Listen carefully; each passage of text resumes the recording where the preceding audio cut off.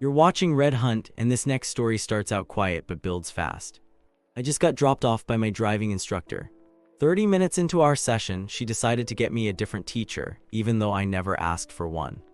From the moment I got into the car, she was focused on getting things done and did not create a welcoming environment.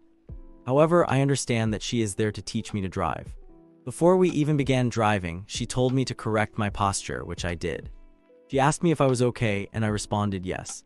She continued to instruct me on how to sit comfortably, and I followed her guidance. During the driving session, I made a slight mistake with my hand position, and she corrected me, which I understood was normal. As we continued, she instructed me to correct my stopping and hand signals, and I complied. She kept talking to me throughout the lesson instead of allowing me to focus on driving, only speaking when necessary. My signals and turning improved by this point, but I was still tense because of her constant attention. Again, she asked if I was okay, and I replied yes. When it was time for the K-turn, she guided me through it and corrected me when necessary. Although I was feeling stressed, I remained quiet and made it through. She kept staring at me and told me to relax, which I attempted to do, while she continued asking if I was okay. I assured her that I was fine. At this point, I felt overwhelmed by her constant micromanagement, and I was becoming frustrated. I understood that this was her job, so I refrained from expressing my annoyance. We proceeded to practice parallel parking, and she walked me through the process, correcting me when needed. I asked her if she spoke Tagalog to make it easier for me to understand, as her English was not the best. She became defensive and stated, "No, I teach all my students in English." I accepted that. Then out of the blue, she asked if I was okay and if I was angry, claiming that she could sense something was off. I admitted that I was a little annoyed and requested that she be more patient and calmer with me instead of hovering over me. She continued to interrupt me, insisting that this was how she needed to teach. I asked her to be more human and less robotic in her approach. She insisted that she was teaching me correctly and that I was learning. I explained that I would learn better if she slowed down a bit and met me halfway, emphasizing that we are both adults. In response, she suggested that I should just get a new instructor. I told her that it was fine, but she insisted on the change. During the silent car ride back, I reflected on the experience. I was respectful to her the entire time and willing to learn. I simply asked for a more conducive learning environment. Honestly, it sounds like you and your instructor just didn't vibe well together. If she's talking too much, it's totally okay to let her know you need to focus on driving. You could say something like, "I appreciate your concern, but I'm fine. I'm just trying to concentrate." I mean, it's a big deal for instructors to give feedback, and those corrections really help you learn. But it's also fair to want a teaching style that suits you better. If she's getting defensive about suggestions, that can definitely make things tough. Sometimes it's just best to switch instructors and find a better match. You both might really benefit from a fresh start. It's all about finding the right fit when it comes to learning. Am I the jerk for uninviting my best friend of 4 years to my prom last minute? Hello everyone, this is my first post.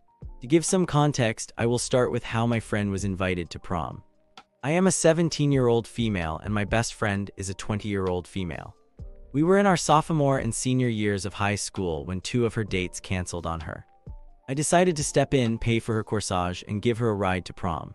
We agreed that I would pay her back by covering some of her expenses throughout the summer. At the prom, I told her that I would take her to my senior prom since she took me to hers. Fast forward to January of this year. She texted me about our prom venue because she said she loved it. She then asked if I was planning to take her with me, to which I responded yes. The very next weekend while I was working, I received a text informing me that she had already bought a $400 dress without consulting me. In the following weeks, I received constant messages about prom preparations and everything she was doing to get ready. A couple of weeks later, we went dress shopping for my dress. Most of the time, she focused on dresses she liked or finding a dress that would match hers. During the ride home, she talked about old drama with her ex, which I had heard many times before. Now I feel uncomfortable inviting her to prom, as this entire experience seems to be about her. Our friendship often revolves around her. For example, when I broke up with my boyfriend of 1.5 years, she switched the subject to talk about herself and her ex. I texted her asking if she could at least pay for her own prom ticket, and she responded with no, claiming she was in a bad financial situation. I found it ironic since she had just bought a $400 dress. That was my last straw, and I uninvited her completely. To my surprise, I received over 10 messages calling me a cruel and terrible person. She accused me of not checking on her and revealed that she had been in the hospital and was apparently very ill. I had not contacted her in quite some time because I was uncomfortable with the prom situation and did not want to be disingenuous.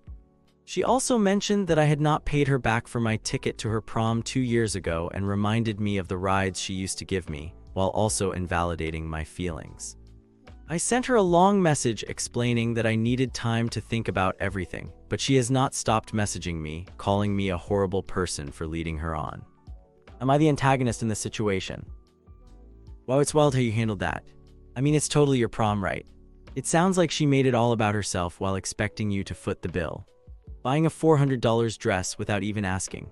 That's pretty out there, especially when she won't pay for her own ticket. Her guilt trips and bringing up old favors. Just manipulative, honestly. Setting boundaries was definitely the right call. Real friends don't create this much drama. If she can drop that much on a dress, she should be able to manage her own ticket too. It's totally okay to prioritize your feelings and comfort in all of this.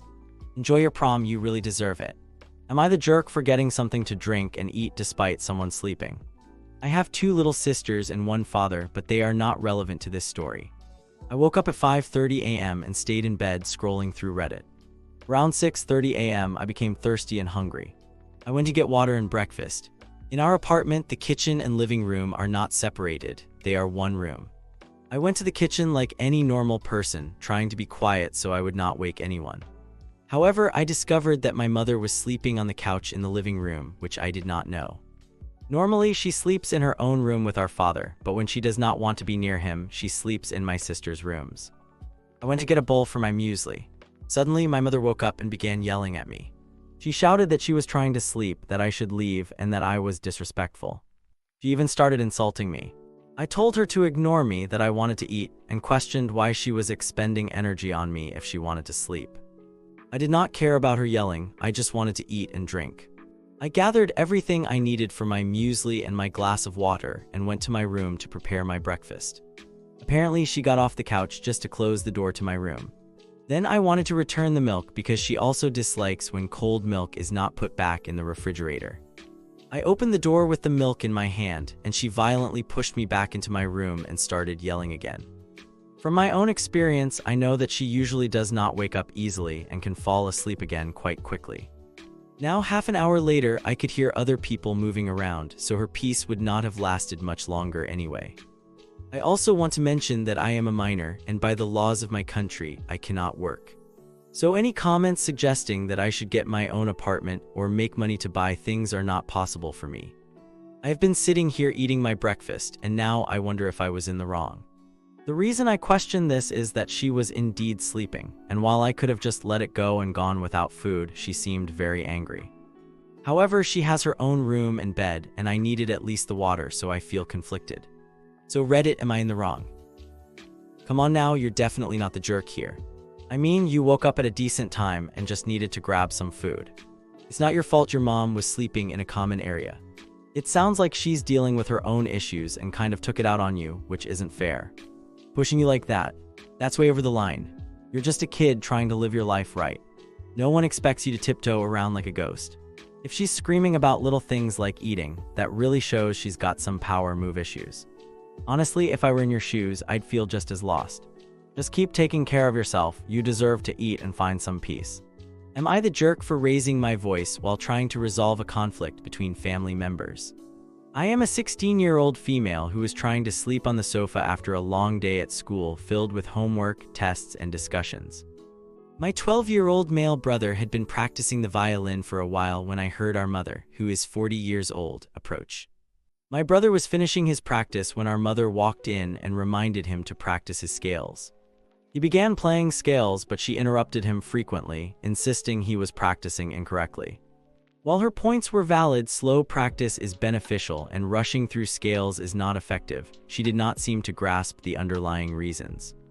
She wanted him to simply slow down his notes, echoing what his teacher had said in class, but she did not address his intonation or tone quality. She continued to talk to him while he played, which I felt was nagging, and this made him frustrated, which in turn frustrated her.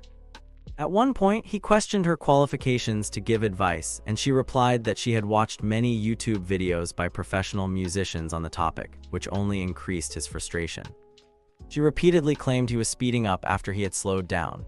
I realized that a metronome could resolve their argument, and her inability to recognize this irritated me since she acted as though she knew a lot about practicing. As my brother tried to rush through, his tone quality deteriorated, which bothered me because I was trying to rest. I was mostly thinking that I wanted them to stop their loud argument, so I got up and said, "Please just use a metronome." I grabbed one and handed it to them. My mother was very upset, but they finished their practice within the next 10 minutes with much less arguing. After they were done, my mother, still upset, called me over and began to scold me for adding fuel to the fire during their argument. She acknowledged that I helped resolve the situation but criticized my tone, saying I was being incredibly insubordinate. She felt that my attitude was a bad influence on my brother and that I should have spoken to them more kindly and patiently. She expressed that my demeanor made her uncomfortable. I believe their argument was childish, and I did not feel obligated to control my temper when they could not control theirs. However, I also wonder if I overstepped since I was not involved in the original argument. I often find myself in a bad mood when others are upset, so I am unsure if my reaction was justified. Am I the antagonist in this situation? Yeah, why didn't you just take a nap in your room? I mean, using a public space wasn't the best choice. Honestly, it sounds like everyone else is at fault here, except for your brother. Your mom was really harsh on him, which doesn't help anyone. It's tough to practice when someone's constantly hovering right and yelling back at your mom. That's not the way to go. It just seems like you're kind of following her example. There are definitely better ways to handle these situations. Maybe next time, try to keep it chill and find a private spot. Everyone deserves a little peace when they're working on something. Am I the jerk if I leave my gaming friend group? I am posting for the first time, and I hope I am doing this correctly. I have a couple of friends with whom I play online games. We have been playing together for several years. Recently, whenever I tell one of my friends that I cannot play, he becomes sarcastic and suggests that I am lying about not having time. He dismisses my situation, claiming he does not care that he is implying I am not being truthful. He brushes this off as just sarcasm or joking. To provide some context, I do get busy. I live in an old house that requires constant maintenance. My wife was involved in a car accident a few years ago and experiences pain issues. Additionally, my stepdaughter is autistic. I am not complaining, I simply have a lot going on. I would estimate that I am able to play games about 3 nights a week. On the other hand, my friend who becomes frustrated has quit his job and now stays home all day.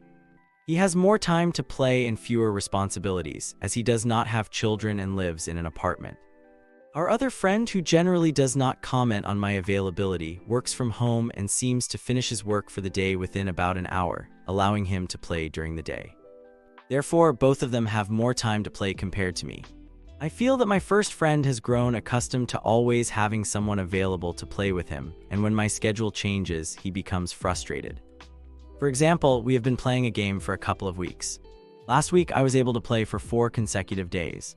This week, I managed to play on Monday and plan to be available again on Thursday.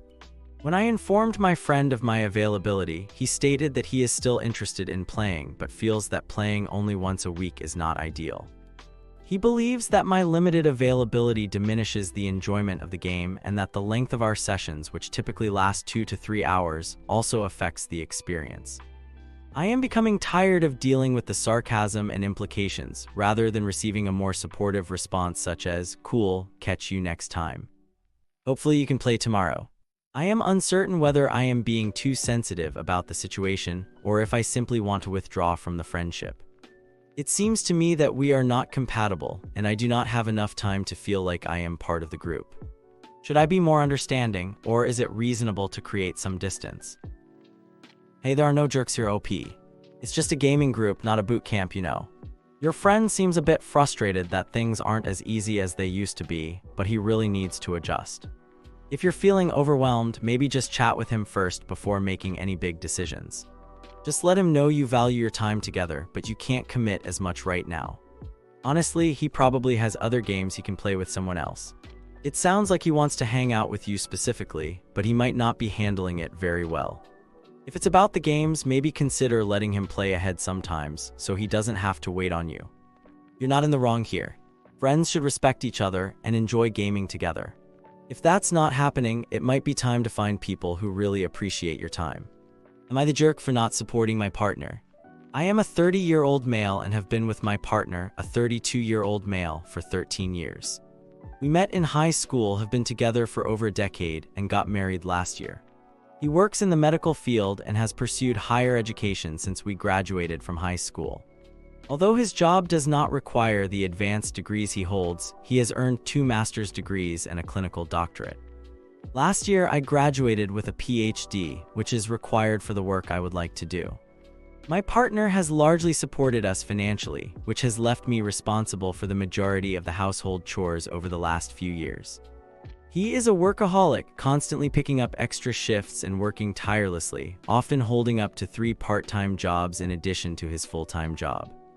When he is home, he dedicates a lot of time to preparing for fitness competitions and engaging in activities such as working out or playing video games. As a result, we do not spend much time together. I feel largely responsible for household tasks such as cooking, cleaning, and laundry, which I managed while keeping up with my doctoral studies and working myself. I have observed that many of my peers were supported by their partners during their PhD programs, while I was supporting my partner as he pursued his second master's degree and worked continuously. After getting married last year, we plan to begin the adoption process to start our family. However, my partner has now decided that he would like to pursue a PhD. This decision has thrown me for a loop, as I have spent over a decade in higher education to earn my degree, and am finally enjoying the time I can dedicate to relaxing after work without needing to tend to schoolwork. We were just beginning to consider agencies to start the adoption process. There are many shows we talked about watching together after work and hobbies we wanted to try, but I feel like I am now being asked to sacrifice the next 5 years to support him as he pursues yet another degree. I am concerned this will derail our timeline to start our family, and I am disheartened that we cannot finally begin our lives together as 2 professionals out of school.